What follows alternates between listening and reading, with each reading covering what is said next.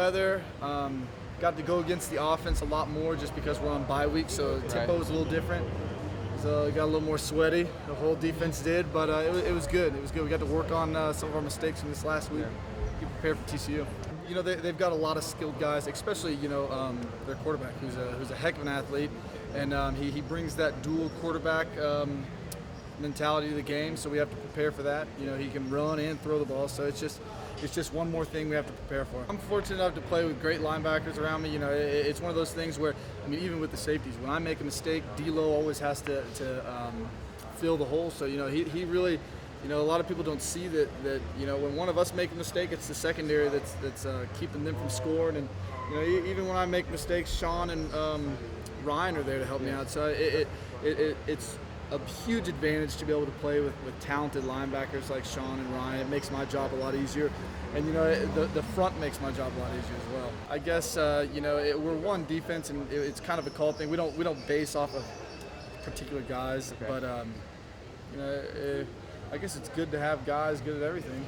Yeah, I mean, we base off the opponent, what they're best at, and you know, some of our advantages and disadvantages on how to stop them.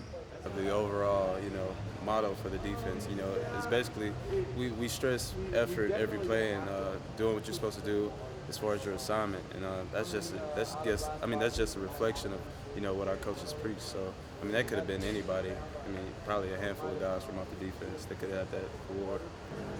I mean, yeah, I mean, our coaches do a good job of giving us the necessary reps so that we'll be fresh in next week's game. But yeah, we've been going against the offense good on good a lot this week, and just that tempo and just being able to go against someone full speed like that is keeping us, you know, up to game speed.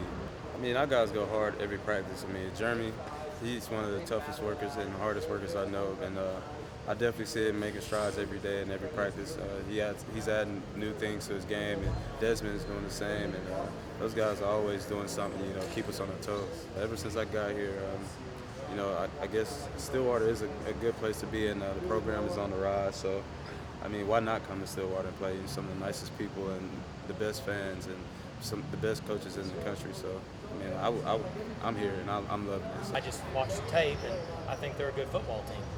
And you know, sometimes you play teams like that. We in Les Miles last year here, he and I went to the Alamo Bowl and played Ohio State, and I think they were 6-5. But they had 4 or 5 NFL players on their team, Ted Ginn and Hawk and 2 or 3 other players. They weren't a 6-win team, but that's who they ended up that year. And I think TCU is athletically a very good football team.